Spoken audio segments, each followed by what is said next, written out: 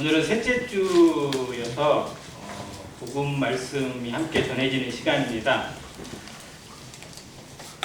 구독자분이 많지는 않지만 성도들에게도 복음이 새로운 양식이 되고 또 하나님의 명령이 되고 우리의 영을 더 새롭게 하는 능력이 있다고 믿습니다. 그래서 말씀을 통해서 우리의 생명을 다시 한번 회복하고 처음 사랑도 다시 회복하는 그런 시간 되기를 바라는 마음입니다.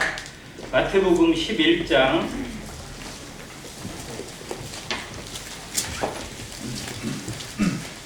28절로 30절까지 같이 읽겠습니다. 마태복음 11장 28절부터 30절까지입니다. 찾으셨으면 같이 읽겠습니다. 시작! 수고하고 무거운 짐진 자들아 다 내게로 오라. 내가 너희를 쉬게 하리라. 나는 마음이 온유하고 겸손하니 나의 멍에를 메고 내게 배우라. 그리하면 너희 마음이 쉼을 얻으리니 이는 내 멍에는 쉽고 내 짐은 가벼움이라 하시니라. 아멘. 감사합니다. 너무 유명한 말씀이어서 암송하고 외우고 있는 분들도 많은 성경 구절입니다. 오늘 수요일에 모임회나 행사 때 교학생들이 아마 암송 하는 발표를 할 텐데 그 수준에 비하면 이 말씀은 어떻게 보면 정말 아무것도 아닙니다. 그래서 성도님들 모두 이 말씀을 다 암송하시기를 권면을 드립니다. 한번 외워보시기 바랍니다. 지금 외우고 계신 분도 아마 많이 계시리라 생각이 되어집니다. 복음의 어떤 완성적인 말씀이기도 하고 또 여기에 담겨있는 예수님의 명령과 그 안에 좀 신앙의 모든 것이 담겨있는 또 놀라운 말씀이기도 합니다. 시작 구절이 뭐냐면 수고하고 무거운 짐진 자들을 부릅니다. 인생이 왜 수고하고 무거운 짐을 지게 되었을까요? 언제부터? 아담이 범죄하고 하나님께 받은 형벌의 일종이 수고와 짐입니다. 아담에게 하나님께서 말씀하시기를 내가 수고해야 이마에 땀을 흘려야 먹을 것을 얻게 될 거라고 말씀하셨고 또 여자에게는 해산하는 수고, 해산하는 고통을 더하신다고 말씀하셨습니다. 인생은 그날 이후로부터, 그때 이후로부터 일하고 수고하고 쉬지 못하고 늘 무엇인가 끌려다니는 모습. 근데 그것이 행복이고 그것이 인생의 본분인 것처럼 여겨졌는데 벗어날 길이 없어요. 학생들이 가끔 물어봅니다. 초등학생이 물어봐요. 공부는 왜 해야 돼요? 왜 해야 돼요? 부모님들은 이제 애가 좀 철학적인 질문이지만 묻습니다. 공부는 왜 해야 돼요? 라고 물어보면 뭐라고 하죠? 네? 공부를 해야 부자가 되는 건가요? 좋은 직장 가려고. 좋은 학교 가려고, 좋은 대학 가려고. 좋은 대학 가면 뭐예요? 라고 또 물어봐요. 그러니까 이게 끝없는 질문 속에 사는데 당연하게 여겼던 것을 거꾸로 뒤집어보면 정말 왜 살지? 왜 공부하지? 왜 일하지? 라는 질문을 해볼 필요가 있어요. 아침에 출근하고 아침에 직장을 가고 어떤 일을 하는 사람들에게 어떻게 보면 분명한 목표 없이 가는 경우도 많습니다. 가니까 가는 거고 하니까 하는 것처럼. 근데 이게 인간의 숙명처럼 여겨졌어요. 그래야 되는 거예요. 그런데 저 아프리카에 사는 사람들은 아침에 출근하나요? 아니, 거기는 출근할 직장이 없어요. 그런 곳이 있는 곳도 있겠지만. 그러니까 그 사람들은 당장 일어나면 오늘 어디서 뭘 먹지? 뭐 이런 고민을 해요. 실상은. 그러니까 삶의 방향과 내용이, 환경이 바뀌면 그 태도도 바뀌게 되어 있거든요. 그런데 어느 순간에 갇혀서 그것이 너무 당연해졌어요. 인생은 그렇게 사는 거야. 이게 답이야. 근데 정말 그게 답일까 고민해야 돼요. 이게 신앙으로 하나님께 묻는 첫 질문이어야 됩니다. 이게 정말 인생의 답일까? 이렇게 사는 게 진짜 답일까라는 거예요. 근데 왜냐하면 속을 수도 있고 그게 아닐 수도 있으니까. 그래서 다시 질문을 던져야 됩니다. 그리고 하나님 말씀을 들어봐야 돼요. 하나님은 왜 이렇게 말씀하셨을까? 자, 수고하고 무거운 짐진 자들. 인생은 계속 수고하고 정말 무게에 차이는 다르지만 다 자기가 제일 무거운 짐을 지고 있어요. 다 내가 제일 큰 고민이 있고 제일 아픔이 있고 제일 어떤 어려움 가운데 있다고 다들 느끼면서 살아가는 경우가 많습니다. 자, 그런 인생에게 하나님이 말씀하시는 거예요. 주님이 그들에게 말씀하십니다. 그런 자들을 그 앞에 구절에서 뭐라고 했냐면 어린 아이들이라고 표현을 했어요. 주님이 뭐라고 감사했냐면 아버지여 이것을 지혜롭고 슬기 있는 자들에게는 숨기시고 어린 아이들에게는 나타내심을 감사합니다 라고 고백을 했어요. 즉 그것이 내가 정말 감당할 수 없는 수고와 짐을 지고 있고 이것이 인생의 진짜 길인지 아닌지 헷갈린다. 나는 제대로 모르겠다라는 생각을 가지고 있는 사람들, 이 사람들이 실상은 성경이 보는 어린아이예요. 예수님이 부르시는 인생입니다. 그래서 예수님께 나오는 사람은요, 적어도 뭐냐면 내가 안다, 내가 똑똑하다, 내가 세상의 모든 이치를 알고 있다, 이 생각 자체에서 벗어나야 돼요. 나는 모른다, 나는 알 수 없다, 나는 연약하다, 나는 아무것도 제대로 할 수 없다, 하나님 앞에 내 짐을 벗어낼 수 있는 길을 모른다, 이 생각을 가지고 나와 있는, 즉 그게 어린아이거든요. 그 모습 가운데 있을 때 이 말씀이 들립니다. 자, 수고하고 무거운 짐진, 그 중에서 제일 무거운 짐이 뭘까요? 인생에게 가장 무거운 짐 무엇일까요? 무슨 짐? 죄의 짐입니다. 모든 것이 결국 죄로부터 시작이 됐으니까 근본이 죄입니다. 죄로부터 시작된 것이 수고와 짐이고 고통입니다. 죽음도 거기서 왔습니다. 결국 인생은 죽음을 피할 수 없기 때문에 결국 살아가는 거예요. 근데 본인은 산다고 하지만, 살아가고 있다고 하지만 실상은 살아가는 거예요? 죽어가고 있는 거예요? 죽어가고 있습니다. 죽음을 피할 길이 있다 없다? 없어요. 한 번 죽는 것은 사람에게 정하신 것. 누가 정하셨어요? 하나님이 정하셨습니다. 그리고 그 후에는 뭐가 있어요? 심판이 있습니다. 그럼 심판도 벗어날 길이 있다 없다? 없다는 겁니다. 하나님이 정하셨어요. 하나님 앞 피조물인 하나님 앞에 태어남을 받은 하나님의 형상대로 지음받은 모든 인생은 이 굴레에서, 이 운명에서 벗어날 수가 없어요. 적어도 하나님 없이 살겠다고 하는 사람, 난 하나님 말씀 안 읽어도 살 수 있다, 하나님의 말씀 안 듣고도 난 살아갈 길이 있다라고 주장하려면 여기에서 벗어나야 돼요. 뭐냐? 첫 번째, 안 죽어야 돼요. 죽지 않는 사람, 죽지 않을 자신이 있는 사람은 이 말씀 안 들어도 됩니다. 그러나 죽음을 피할 수 없다면 이 말씀을 들어야 합니다. 두 번째, 나는 죄가 없다, 나는 죄를 짓지 않는다, 나는 죄 하나도 없이 살아갈 자신이 있다 라는 사람도 이 말씀 안 들어도 됩니다. 왜? 결국 심판은 죄 때문에 있는 거니까. 두 가지가 아니라면, 두 가지 다 내가 이룰 수 없다면 이 말씀 앞에 굴복해야 되고 이 말씀을 귀 기울여 드려야 합니다. 그런데 모든 인생이 마치 안 죽을 것처럼 자신하고 살아가. 그리고 진짜 놀라운 착각, 자기는 죄를 안 졌대. 정말 죄를 안 졌어요? 그러면 좀 고민을 해요. 그러다가 그래도 나는 좀 착하게 살았어. 누구보다 착하게 산 거예요? 누구보다. 저 교도소에 가 있는 흉악범보다는 그래도 내가 좀 착하게 살았다. 근데 알고 보면, 따지고 보면 그 사람이나 나나 별 차이가 있다 없다? 없다.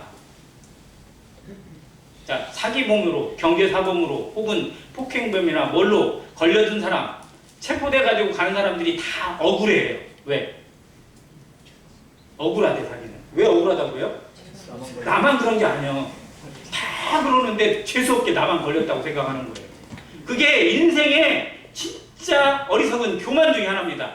하나님을 속일 수 있다고 생각하고 하나님 안에 그래도 자기는 잘 살았다고 착각을 하는 거예요. 인간의 법 앞에서도 아무것도 못하고 할 말이 없는, 증거 앞에 아무 말도 못하고 결국은 죄를 인정할 수 없는 인간이 하나님 앞에 가면 어떻겠어요?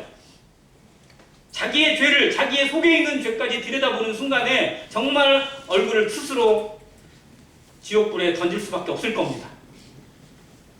그런 인생들에게 하나님 말씀하십니다. 그런 인생들에게 하나님 찾아오셔서 지금 이 말씀을 주고 있습니다.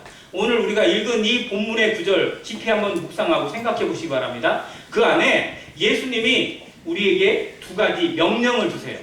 그 명령 두 개가 뭔가요? 첫 번째 명령이 뭐예요? 28절에 나옵니다. 뭐예요? 내게로 오라요. 오라. 누구에게 오라? 내게로 오라. 예수님께 나오라는 겁니다. 예수님께 오라는 거예요. 이게 명령이에요. 부탁이 아닙니다. 근데 누가 어떤 사람이 오라는 거예요? 수고하고 무거운 짐진 자들아 내게로 오라는 거예요. 자기는 이 세상에 고통도 없고 수고로움도 없고 짐도 없고 가볍다. 나는 정말 모든 게 편안하고 모든 게 안락하고 모든 것이 아무 문제가 없다고 생각하는 사람 예수님께 안 와도 돼요. 그런데 적어도 내 인생에 깊은 문제가 있고 이 양심에 깊은 죄의 고민이 있고 죄의 성에 있어 계속 억눌림이 있다. 나는 벗어날 수 없다. 나는 이것에 대해서 자유롭고 싶지만 결코 자유로울 수 없다. 그 사람은 나와야 돼요. 오라는 겁니다. 그런 사람에게 오라고 그랬어요. 그런데 여기에서 예수님께 나오지 않는 사람, 예수님을 거절한 사람들이 누구냐면 주로 나는 똑똑하다, 나는 지혜롭다, 나는 율법을 잘 알고 있다. 어떤 사람들이에요? 바리새인들, 서기관들, 사두개인들. 네가 뭔데 우리한테 가르쳐? 네가 뭔데? 내가 너보다 더 똑똑하고 더 율법 공부를 많이 했는데 어디서 나사렛 목수의 아들이 감히 나한테. 이런 사람들은 예수님의 말씀을 들으려고도 하지 않았어요. 그런데 정말 인생의 짐을 지고 있는 사람들은 예수님의 말씀을 들으면 들을수록 깊이 빠져들었고 예수님의 말씀이 하나님의 말씀이라는 사실을 받아들였고 그래서 그분 말씀을 통해서 평강을 얻고 생명을 얻고 구원을 받고 영생의 기쁨을 누리게 되었습니다. 지금 이 시대에 살아가는 모든 사람들이 너무 똑똑해요. 너무 아는 게 많아요. 자기가 하나님처럼 알아요. 모르는 게 없다고 착각을 합니다. 그래서 예수님 말씀을 들을 생각을 안 해요. 왜 내가 다 아는데? 내가 이만큼 아는데? 과연 이게 뭐가 더 필요해? 라고 착각하는 거예요. 그런데 정말 아는 것이 나를 구원하고 아는 것이 나를 자유롭게 하고 아는 것이 나를 평화롭게 만들 수만 있다면 그래도 되죠. 그런데 세상의 지식은요 오히려 인간을 더 괴롭게 만들고 더 깊은 수렁으로 몰아넣습니다. 이걸 알아야 돼요.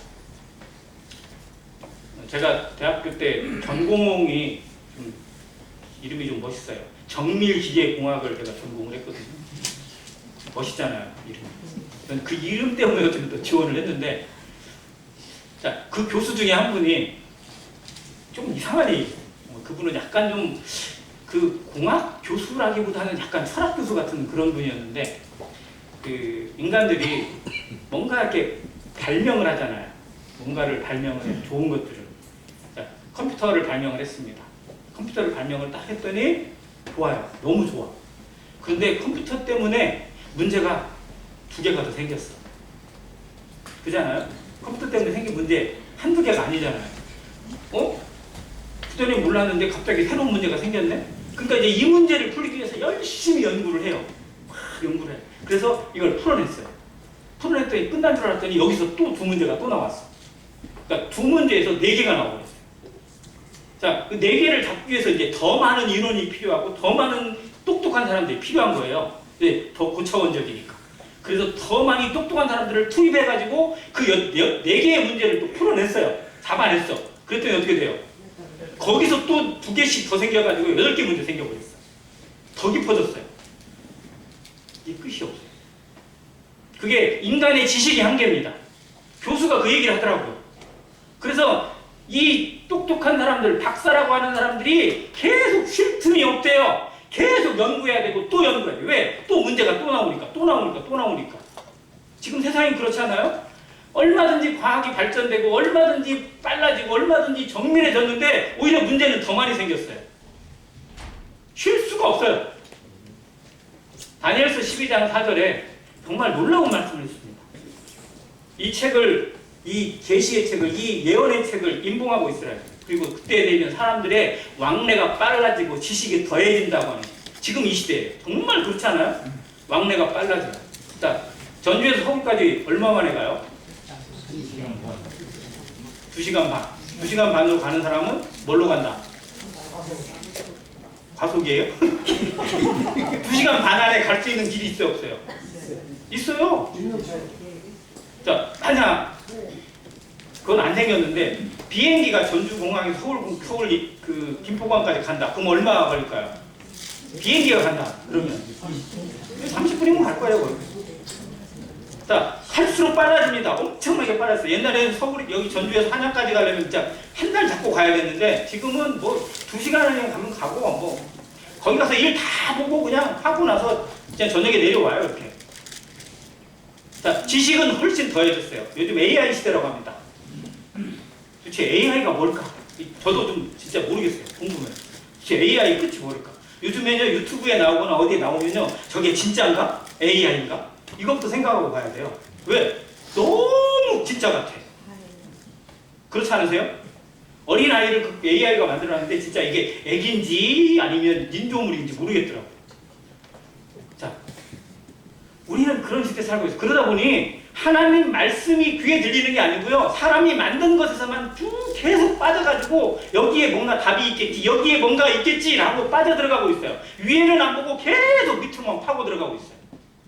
이게 인생의 한계고, 그런 사람들에게 지금 주님이 말씀하십니다. 내게로 오라는 거예요. 자, 주님께 나오는 길, 주님께 나오는 방법 여러 가지가 있지만 먼저 내가 어디에 있는지를 알아야 돼요. 내가 지금 어디에 있는지. 전에도 한번 말씀드렸어요. 하나님이 인생에게 물으시는 질문 3가지가 있습니다. 첫 번째가 뭐라고 했어요? 네가 어디 있느냐. 그보다 더 먼저는 너는 누구냐가 먼저죠. 실상 너는 누구냐. 두 번째, 네가 어디에 있느냐. 세 번째는 너는 나를 누구라 하느냐. 자, 어디에 있는지 알아야 돼요. 자, 성경은 계속해서 하나님의 오심을, 하나님의 오라고 하심을 기록해주고 있고 보여주고 있습니다. 창세기부터 나와요. 범죄한 아담을 누가 부르셨어요? 아담이 하나님을 찾았어요. 하나님이 아담을 부르셨어요. 아담을 부르셨어요. 아담아, 네가 어디 있느냐? 몰라서 부르시는 게 아니고요, 그 마음을 열고 회개하는 마음으로 나오기를 바라시는 겁니다. 범죄한 가인, 자기 동생 때려 죽인 가인을 누가 부르셨어요? 하나님이 부르셨어요. 그게 부르셨어요. 네 동생 아벨이 어디 있느냐? 그랬더니 아벨이 정말 양심에 화인 맞아가지고, 내가 내 동생을 지키는답니까? 왜 나한테 물어봅니까? 라고 따지고 있어요. 이게 인생의 모습이에요. 하나님이 묻습니다. 네가 지금 어디에 있느냐? 내게 나오라. 그러면 왜 나를 찾으세요? 왜 나를 귀찮게 하세요? 라고 하는 거예요. 교회 가봅시다. 교회 가서 하나님 말씀 들어봅시다. 무조건 바쁘대요. 안 바빠다가도 그 순간에 바빠져요. 주일만 되면 이상하게 바빠져. 어제까지는 아무 문제가 없었는데 주일 아침 되면 갑자기 바빠져가지고 오늘 난 바빠가지고 못 가겠는데? 라고 연락이 와요. 왜요? 본능적으로 인생은요, 하나님을 피하고 싶어하는 마음이 있어요. 이게 누가 준 걸까요? 사단이 심어놓은 겁니다. 죄가 심어놓은 거예요. 그래서 예수님은 더더욱 말씀하세요. 내게로. 그러니까 예수님이 오라고 하시는 이유가 뭐예요? 뒤에 답이 나옵니다. 내가 너희를 쉬게 하리라. 사람이 안 쉰다고 하면 생각해 봅시다. 쉼이 없어요. 그럼 뭐예요? 쉼이 없는 거. 로봇이에요, 로봇. 자, 공장에서 일하는 로봇 아시죠? 로봇 쉬어요, 안 쉬어요? 로봇도 쉬는 시간이 있어야 돼요, 실상은요. 로봇도 계속 안 쉬고 계속 24시간 돌리잖아요. 그럼 어떻게 돼요?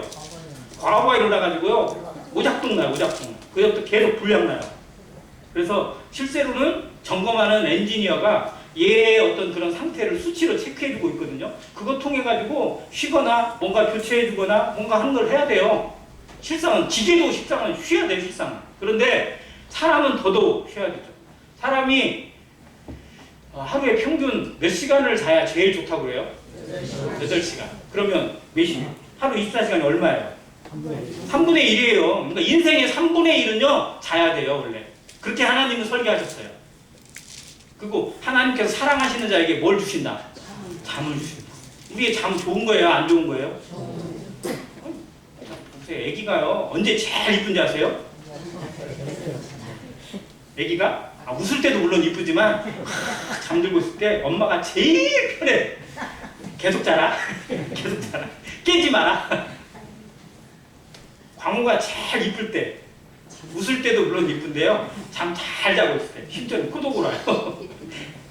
그때 이뻐요. 정말 이뻐요. 자, 하나님이 인생에게 진짜 잠을 주시는 이유가 뭐예요? 진짜 이쁜 거를 보시기 위해서예요. 진짜 인생의 가장 아름다운 모습이 거기 있거든요. 근데 쉬질 못해요. 잠을 제대로 못 자요. 자고 있는데도 자는 게 아니야. 왜요? 죄 때문에.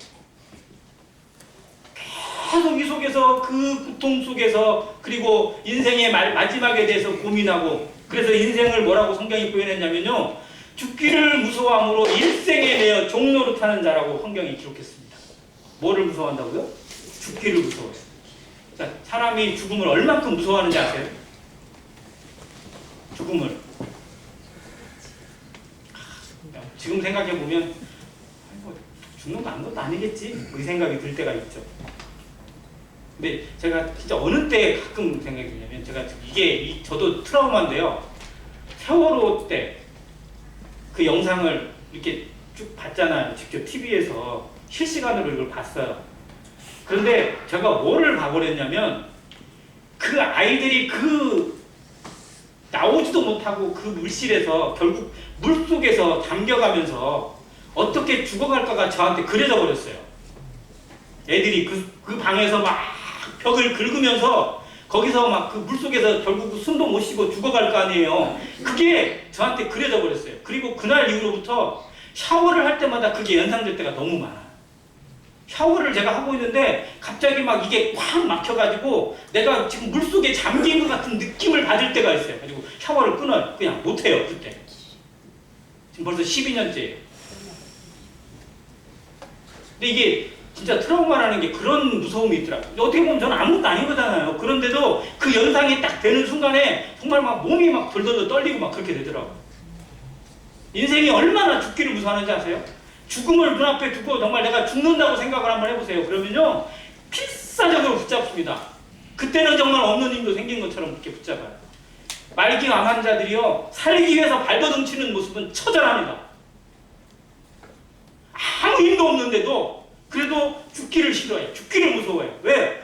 지금 살고 있는 것이 죽기보다 더한 고통인 것 같은데 죽음 이후에 뭐가 있다는 걸 본능적으로 아니까 그래요. 한 소녀가 결국 자기 할머니 때문에 구원을 받았는데요. 그 할머니가 돌아가시는 모습, 그 평소에 그렇게 인자하고 그렇게 잘해주신 할머니가 이제 죽음을 앞두고 그 가족들이 보는 앞에서 이렇게 돌아가시는 거예요. 지금은 예전에는 그 막 방에서 이렇게 돌아가셨잖아요. 가족들이 다 보는 앞에서.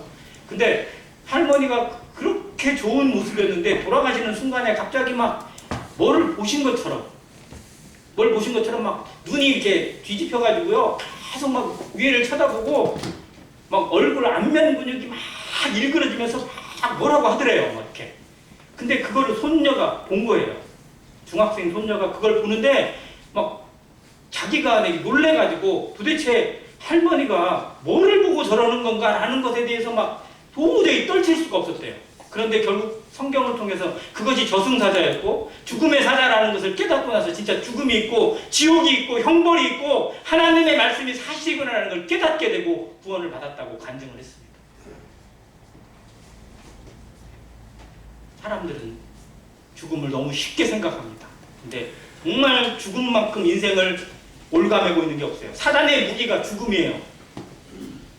애들도 싸울 때 이것들이 도대체 지들이 뭔 힘이 있다고 서로 멱살 잡고 뭐라고 그래요? 죽을래?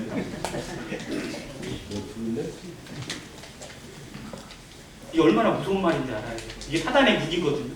사단이 인생을 꽉 붙잡고 놓아주지 않는 유일한 무기가 죽음이라는 겁니다. 인생이 거기면 꼼짝 못해요. 그런데 그 죽음의 무기보다 더한 죽음의 무기를 이길 수 있는 유일한 힘, 유일한 능력이 바로 예수 그리스도에게 있다는 사실을 모르기 때문에 그래서 일생에 매여 종로로 타고 있어요. 그런 인생들에게 예수님 뭐라고 합니다. 내게로 오라. 내가 너희를 어떻게 하리라? 쉬게 하리라. 진짜 쉼을 주겠다는 겁니다. 안식을 주겠다는 거예요. 영원한 생명을 주시겠다는 겁니다. 예수님께 오는 자에게 이사야서 1장에 얘기했습니다. 오라 우리가 서로 변론하자. 너희 죄가 주홍 같을지라도 뭐처럼 된다? 흰 눈처럼 휘어질 것이요 주홍같이 붉을지라도 진홍같이 붉을지라도 양털같이 되리라. 하나님 말씀하시는 거예요. 오라 제발 나에게 와라. 우리 한번 토론해보자. 변론해보자. 한번 이야기를 해보자. 니들이 내게 나오기만 하면 너희 죄가 어떻든지 어떠한 상태에 있든지 내가 흰눈처럼 양털처럼 이루어주겠다. 주님께 나오기만 하면 그 나오는 마음. 근데 이게 어려워요. 이걸 못해요. 왜? 뭔가를 갖고 있으니까, 뭔가를 잡고 있으니까 주님께 쉽게 발걸음을 돌리지 못하는 겁니다. 자기의 길을 꺾지 않는 거예요. 자기 생각을 버리지 않습니다. 그래서 이사야 55장에는 너희는 내게 나오라. 그런데 뭐를 버리고? 자기의 길을 버리고 자기 생각을 버리고 예수님께 하나님께 나오라고 합니다. 자기의 길을 버린다는 거. 이 길이 길이다. 이게 행복이다. 이게 내 인생이다 라고 생각하는 자기 고집을 꺾어야 됩니다. 내 생각이 옳다. 나는 옳다라는 그 생각을 버리지 않으면요. 하나님께 마음을 온전히 돌릴 수가 없어요. 나는 틀릴 수도 있다. 나는 잘못될 수도 있다. 나는 오염될 수도 있다. 라는 생각을 해야 돼요. 그래야 하나님 말씀이 들립니다. 자, 두 번째 명령이 또 있어요. 29절에 나옵니다. 뭐예요? 내게 배우라는 겁니다. 자, 내게로 오라와 내게 배우라. 차이점이 어떻게 느껴지세요?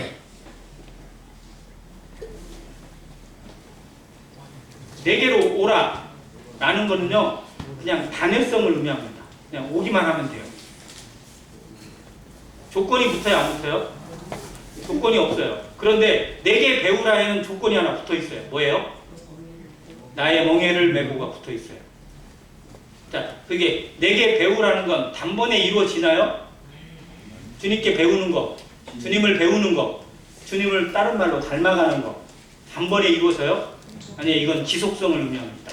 그래서 여기에는 우리가 아는 복음이 아니라 또 다른 복음, 즉 성화를 보여주고 있습니다. 이 말씀 안에 우리가 흔히 말하는 칭의와 성화가 다 담겨 있습니다. 온전한 구원이잖아요. 완벽한 구원의 모습을 여기에서 보여주고 있습니다. 그런데 먼저 주님께 오라는 거예요. 와야 됩니다. 주님께 와서 주님이 주시는 선물을, 주님이 주시는 그 십자가의 의미와 보혈의 가치를 통해서, 피를 통해서 죄사함을 받으라는 겁니다. 그것이 인생의 진정한 쉼이니까, 그것이 인생의 진정한 행복이고, 하나님의 형상대로 지음받은 인생을 진짜로 회복시키는 유일한 길이니까, 내가 곧 길이요 진리요 생명이니 라고 했어요. 길이에요, 길. 다른 길이 있는 게 아니라 주님이 길입니다. 어떤 길이에요? 진리의 길입니다. 생명의 길이에요. 나로 말미암지 않고는 아버지께로 올 자가 없다고 말씀하셨어요. 사도행전에는 예수 외에는 천하 인간의 구원 얻을 만한 다른 이름을 우리에게 주신 적이 없다고도 말씀하셨습니다. 네, 인간들은 그렇게, 사람들은 그렇게 얘기하잖아요. 다 길이 있대요. 실상 어떻게 보면 길이 있죠. 인간이 만들어 놓은 내비게이션을 봐보세요. 그럼 서울 가는 길을요, 좀 심하게 얘기하면 부산을 통해서도 서울 갈 수 있어요, 없어요? 있어요? 가려면 갈 수 있어요. 그러니까 그 길을 주장을 하는 거예요. 서해안 고속도로 가도 되고, 경부고속도로 가도 되고, 중부고속도로 가도 되고, 심지어는 뭐 동해안으로 돌아서 서울도 가더라. 이렇게 얘기를 하는 거예요. 그러면서 여러 길이 있다는 거예요. 왜 꼭 예수만 고집하냐? 왜 예수만이 구원이라고 얘기하냐? 너무 기독교는 독선적이다. 그런데 인간 세계에서, 인간이 이루어지는 이 세계에서는 그 길이 통합니다. 여기까지예요. 여기까지. 그래서 성경을 볼 때, 그리고 하나님을 생각할 때 알아야 될 게 뭐냐면 두 왕국을 알아야 돼요. 이 땅의 왕국, 세상의 왕국은요, 인간의 방법이 통해요. 인간의 지식이 통합니다. 그런데 하나님의 왕국은 오직 하나님의 말씀만이 통해요. 천국에 가는 길, 하늘에 올라가는 길, 하나님 나라에 가는 길을 인간이 만들 수가 없으니까, 인간이 개척할 수가 없으니까 하나님이 주신 길 외에는 안 되는 거예요. 인간 세계에서는 얼마든지 자기끼리 통할 수 있고 자기끼리 만들어낼 수 있어요. 그래서 세상에는 과학으로 발전되고 문명으로 발전되고 문화로 발전된다고 하는 말이 맞을 수 있지만 적어도 하나님의 나라에는 통하지 않는다는 걸 알아야 됩니다. 그래서 인간의 방법으로 안 되는구나, 내 노력으로 안 되는구나, 내 의지로 안 되는구나, 우리 지식으로 안 되는구나 라는 걸 깨닫고 하나님 말씀이 무엇인지를 생각해야 돼요. 이것이 하나님 앞에 신사적이고 너그러운 겁니다. 이것이 옳은 거예요. 베레아 사람들이 그렇습니다. 베레아 사람들은 데살로니가 있는 사람들보다 더 신사적이어서 더 너그러워서 하나님의 말씀을 들을 때 정말 그런가 하여 날마다 묵상했습니다. 날마다 상고했다고 기록했어요. 그래서 그들 중에 구원받는 자들이 정말 많아졌습니다. 늘어났습니다. 계속 구원받는 일이. 왜? 하나님 말씀을 그렇게 묵상하고 그렇게 듣잖아요. 그러면 그 말씀이 그의 생명 속에, 그의 마음 속에 역사돼요. 누군가가 좋은 설교를 하고 누군가가 잘 풀어져서 구원받을 수도 있지만 적어도 말씀을 내가 감사한 마음으로, 겸손한 마음으로 받잖아요. 그 말씀이 우리의 생명을, 우리의 속사람을 바꾸세요. 여기에 터치합니다. 이게 성령이 하시는 일이에요. 그래서 우리를 변화시키고 우리를 바꾸고 우리에게 생명을 주는 건 누군가가, 설교자가, 장로가 하는 게 아니고요. 하나님 말씀이 하는 겁니다. 우리는 말씀을 대언할 뿐이고 말씀을 알려줄 뿐이에요. 그러려고 노력을 할 뿐입니다. 적어도 하나님 말씀이 뿌려지면 헛되이 돌아오지 않게 한다고 하나님 분명히 우리에게 말씀해 주셨어요. 그래서 어린아이가 전한 복음을 통해서도 구원받을 수 있습니다. 심지어는요, 구원받지 않은 사람이 전한 복음을 듣고도 구원받는 일이 일어났어요. 아시죠? 본인이 구원 안 받았어요. 왜? 15년 동안 구도자니까. 근데 복음에 대해서 하도 많이 들어가지고 다 알아. 구도자가 왔어요. 검문에 가가지고 복음에 구원 받았어요? 와봐요. 본인이 알려줘. 본인이 알려줘요. 왜? 들은 게 많으니까. 알려줬어요. 근데 이 사람이 정말 그 말씀을 이렇게 듣더니 진짜 구원받아버렸어요. 그래서 중요한 건 전하는 자보다 진짜 듣는 귀가 더 중요하다는 걸 많이 생각합니다. 아무튼 정말로 그렇게 구원받은 사람, 그 사람에게 주님이 또 다른 것을 명령하세요. 나의 멍에를 메고 내게 배우라. 이제 끝난 것 같은데 쉼을 얻었잖아요. 우리 이게 구원 받았잖아요. 그러면 끝이 아니에요? 그러면 다 된 거 아닌가요? 라고 생각하고 있는 그 착각하는 인생들에게 주님이 주시는 게 뭐냐면, 자, 쉬게 하리라 하고 쉼을 얻으리라 하고 무슨 차이가 있어 보이세요? 쉬게 하리라, 쉼을 얻으리라. 자, 쉬게 하리라는 주체가 누구예요? 주님이에요. 주님. 예수님이에요. 예수님이 주시는 겁니다. 예수님이 주는 것을 받을 뿐이에요. 그런데 쉼을 얻으리라는 주체가 나에게로 와요. 왜? 우리가 그걸 누려야 되니까. 그래서 진정한 구원의 은혜, 하나님과의 동행의 교제, 교제의 능력, 말씀의 능력, 교회의 가치와 그 권능을 누리지 못하고 맛보지 못하고 함께하지 못하는 성도는요, 진짜 어떻게 보면 구원받지 않은 거나 마찬가지예요.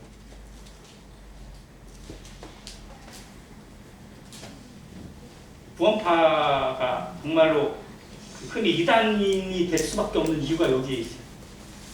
뒤에 거를 교회관이나 어떤 그러한 성화의 진리랄지 이런 부분에 대한 것 자체를 제대로 가르쳐주지 않고 그저 그냥 예수님 피만 믿으면 된다라는 걸로 해가지고 그냥 그렇게 해놓고 방종을 하다시피 그러다 보니까 그냥 구원을 받은 것 같긴 한데 삶이 엉터리고 그냥 정말 무희만 하면서 그냥 오히려 안 믿는 사람보다 더 못한 그런 삶의 모습으로 어려움을 끼치고 하다 보니 그런 문제가 생깁니다. 근데 우리들에게도 역시 이 문제는 마찬가지라는 거예요. 우리가 구원받았고 정말 하나님의 생명을 알고 있고 성령의 능력을 맛보았다면 정말 주님의 멍에를 메고 주님께 배우고 있는지, 주님을 닮아가고 있고 주님 안에 연합되어져서 주님과 함께 교제하고 있는지를 살피라는 겁니다. 그래야 진짜 쉼을 얻어요. 진정한 쉼을 누립니다. 진정한 안식, 주님이 주시는 평강, 하나님 안에 있는 그 평화로움을 누리게 하셔요. 세상이 건들 수 없고 누구도 침범할 수 없는 그 영역입니다. 고난 중에도 기뻐하고 병듦과 아픔 중에도 오히려 감사하고 서러움 속에서도 찬양할 수 있는 그 능력은 어디에서 올까요? 이 쉼에서 옵니다. 주님과의 평화로운 안식이 있을 때, 주님과의 연합이 느껴졌을 때, 주님이 나와 늘 함께 하시는 것을 깨닫고 붙잡고 누릴 때 그 어떤 상황에도 찬양하고 감사합니다. 이걸 보여준 사람이 내 영혼 평안의 찬양을 부른 스페포드 아닐까요? 집이 파산되고 불이 나고 자기의 네 자식이 이렇게 저렇게 실제로 딸들 전부 다 그 배에서 풍랑을 만나서 다 죽었습니다. 정말 욥처럼 욥의 재산이 잃고 자식이 없어진 것처럼 똑같은 일을 이 사람이 진짜 겪었어요. 그리고 그 딸이 죽었다고 하는 그 장소에 찾아갔습니다. 그 바다 밑속에 딸들의 시체가 있고 그들을 집어삼킨 풍랑의 그 잔잔한 풍랑 속에서 정말 눈물밖에 안 나오고 한숨밖에 안 나오고 원통함밖에 없을 그 자리에서 오히려 하나님을 바라보는 순간에 평안을 누리게 되고 감사의 찬양을 불렀어요. 내 영혼 평안. 어떻게 그 말이 나올 수가 있어요? 근데 이 쉼을 얻으니까, 이 쉼을 누리니까 나오는 겁니다. 우리의 삶에 이 가치를 이론적으로는 아는데, 말씀으로는 아는데 삶에 누리지 못하는 때가 너무 많아요. 왜? 주님의 멍에를 안 매니까. 주님께 배우려면요, 자세가 바뀌어야 합니다. 멍에를 매야 돼요.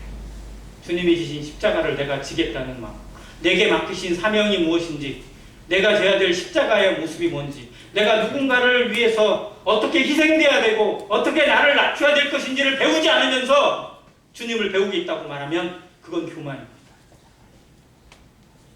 그래서 주님을 배우게 될 때, 주님을 닮아가게 될 때 진짜 모든 상황 가운데 범사에 감사하게 되고 항상 기뻐하게 되고 그리고 기도가 끊이지 않는 삶을 살아간다고 성경은 말해주고 있습니다.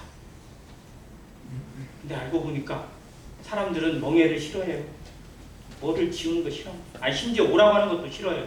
요즘은 교육을 시켜요. 야, 누가 너 부르면 절대 가지 마라. 왜? 유괴 당할 수도 있고 사기 당할 수도 있고 뭐 이런 거예요. 세상이 불신의 시대로 흘러가니까요. 오라고 하는 말 자체를 싫어해요. 그러니까 기독교가 환영받지 못하는 이유 중에 하나. 무조건 예수님께만 나오라고 하니까 그냥 너무 그냥 그렇다고 이렇게 되어버렸어요. 그런데도 진리는 진리입니다. 어쩔 수가 없어요. 또 거기다 멍에를 매래요. 자기 십자가를 지래요. 더 싫어합니다. 거기 맨날 뭘 하래요. 근데 이게 주님의 멍에를 매라는 것이 너 혼자 매라는 거예요? 자, 여기서 말하는 멍에가 어떤 멍에인지 아세요? 어미소가 멍에를 메고 그 뒤에 새끼소가 같이 멍에를 메요. 한 멍에를 같이 메고 있어요. 그러니까 두 마리가 같이 이렇게 매는 멍에는 둘 다 이렇게 멍에를 매는데요. 여기에 매는 멍에는요, 어미소가 매는 멍에 새끼소가 따라가고 있어요. 그럼 실제로 멍에를 맨 거예요, 아니에요? 실제로는 안 맨 거예요. 그러니까 주님과 동행한다는 건 뭐냐면 내가 무거운 짐을 지고 있는 게 아니라 주님이 지신 것을 바라보는 거예요. 주님이 내 대신 짐을 지고 가고 있고 내 대신 걸어가고 있고 내 대신 기도하고 있는 것을 보는 겁니다. 주님이 나와 함께 하신다고 고백하잖아요. 내가 세상 끝날까지 너희와 항상 함께 있으리라. 그런데 우리 삶에서는 그걸 못 봐. 그러면서 매일 막 억울하고 원망스럽고 한탄스럽고 화가 나고 막 불평하고 이런 것이 우리에게 끊임없이 일어나요. 그럼 주님을 보고 있는 거예요? 주님을 느끼고 있는 건가요? 힘을 누리고 있는 거예요? 아니잖아요. 그러니까 이 멍에의 개념을 모르고 있는 거예요. 실상. 주님이 왜 이 멍에를 매라고 했는지 뒤에 말씀하시잖아요. 내 멍에는 쉽다. 쉬운 거다. 가벼운 거다. 주님 우리를 힘들게 하시려고 부르신 게 아니에요. 우리에게 제발 일 좀 하라고 부르신 게 아니고요. 제발 그걸 느끼게 하시기 위해서 하나님의 나라의 맛을 느끼고 그 능력을 느끼게 하시기 위해서 우리를 부르시고 그걸 직접 보여주시겠다는 겁니다. 먼저 걸어가시는 걸음으로. 주님을 오해해요. 교회 가면 봉사해야 되고 교회 가면 헌신해야 되고 교회 가면 뭐 해야 되고 뭐 해야 되고 뭐 해야 되고 이런 걸로 착각을 해요. 나를 힘들게 하는 것처럼. 근데 주님은 우리를 힘들게 하려고 하시는 게 아니라 진짜 쉼이 무엇인지를 느끼게 하고 그걸 배우게 하시기 위해서 우리를 부르셨어요. 그래서 같이 가자. 함께 가자라고 얘기하시는 겁니다. 이 가치를 모르면요. 이걸 모르면 주님을 끝까지 오해하고 살아가요. 교회를 오해하고 살아갑니다. 주님이 주시는 멍에가 무엇인지 주님께 배우는 것이 무엇인지를 알아가는 성도. 하루하루의 삶 속에서 주님이 나와 함께 하시는 것. 내가 자는 순간에 아마 주님 내 머리맡에 오셔서 나의 자는 모습 보고 계실 겁니다. 우리가 자녀의 머리를 쓰다듬어 주는 것처럼 주님 우리의 머리를 쓰다듬으면서 어루만지실 거예요. 그 주님을 말씀으로 만나고 삶에서 만나고 눈물 속에서 만나서 그 주님과 함께하는 즐거움이 뭔지 그 능력이 무엇인지 늘 체험하고 그 가운데 기뻐하고 찬양하며 감사하며 그걸 배워가는 안현교회 성도 되시기를 간절히 바랍니다. 주님은 우리에게 두 가지 명령을 주십니다. 그런데 그 명령이 정말 우리를 힘들게 하려고 어렵게 하려고 하시는 명령이 아니라 진짜 쉬게 하고 진짜 쉼의 능력이 무엇인지 하나님 안에 안식과 평강의 능력이 무엇인지 경험하게 하시기 위해서 배우게 하시기 위해서 처음엔 오라 하시고 우리는 왔어요. 그 말씀에 의지해서 왔습니다. 그리고 이제 내게 배우라 하십니다. 정말 주님을 배워가고 주님을 닮아가고 주님과 늘 손잡고 동행하는 하루하루로 그래서 남은 2025년도 다가오는 2026년도 늘 행복하고 즐거운 삶의 가치가 무엇인지 세상에 보여주고 성도들에게 함께 나눠주고 그리고 믿지 않는 자들에게 두려움을 끼치는 안현교회 성도 되시기를 주님의 이름으로 간절히 기도합니다. 감사합니다.